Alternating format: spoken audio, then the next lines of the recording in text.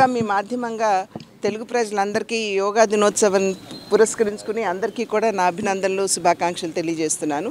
మనందరికీ తెలుసు 10 సంవత్సరాల క్రితం నరేంద్ర మోడీ గారు ఈ ప్రతిపాదనని అంటే జూన్ 21వ తేదీన మనమందరం కూడా యోగా దినాన్ని నిర్వహించుకోవాలని చెప్పి యుఎన్లో వారు ప్రతిపాదన పెట్టినటువంటి విషయం మనందరికీ తెలుసు.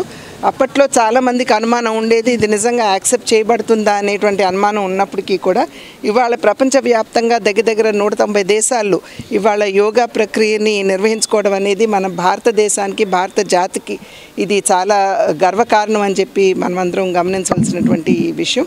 ఈ దేశాలు ముస్లిం దేశాలు కూడా ఉన్నాయి. వారు సైతం ఇవాళ జూన్ 21వ తేదీన వారందరూ కూడా యోగా దినాన్ని జరుపుకోవడం అనేది ఇది నిజంగా మనందరికీ చాలా ఆనందాన్ని కలిగించేటువంటి విషయం.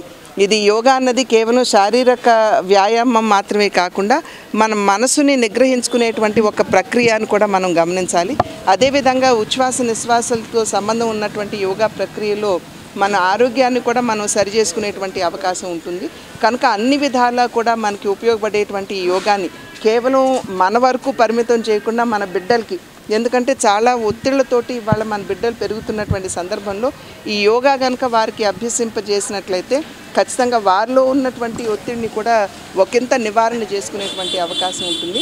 కనుక ఇంతటి గొప్పటి ప్రక్రియ ఏదైతే ఉందో యోగా, మన దేశంలో పుట్టినటువంటి ఈ ప్రక్రియని మనం అందరం గౌరవించుకుంటూ ముందుకు తీసుకుని వెళ్తూ భావితరాల వారికి కూడా అందించాలని చెప్పి అభ్యర్థిస్తున్నాను.